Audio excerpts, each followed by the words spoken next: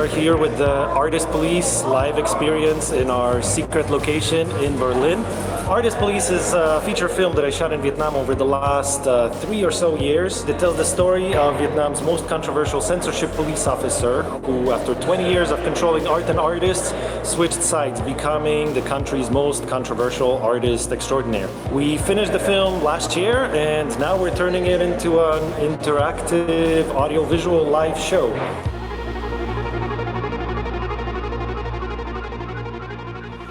The story was happening between two projection screens displaying different images at different specific times. That had to work together with the live music from our DJs. Then we had live performers. Many of the performances had elements of body paint. There was the one difficult costume where floor was covered in paper money. The money performance is actually one of the firework of the film. The performer has to have the world money costume all over the head, the body, and just hide one eye free, so you can't hear, you see not so well. But then it's to liberate yourself from this money cage, consumerist, from what people expect you to expect in your life. The day on the performance, it was the first time for me that I had all the money around me. I couldn't do anything without asking someone to fetch me water or I don't know. I felt very handicapped, and it's actually quite ironic to feel slowed by money. Artist Police is here to cut all arts of arts, censor all arts. In the police performance, I was trying to show this struggle, this fight with myself. For me, it was like no one is here to watch me. I was not anymore me. I was not anyone else, just the police officers watching the guard. I had the police officer costume, I think from DDR. I was looking, I think, good in this police costume.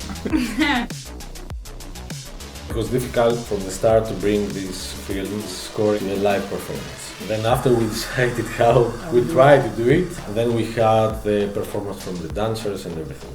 I think the biggest challenge was to deliver somehow to the audience everything as one piece, like video, music, the performance, dancing. To have one big show and big performance in the end, not to have different parts that are coming each other, but to have really one.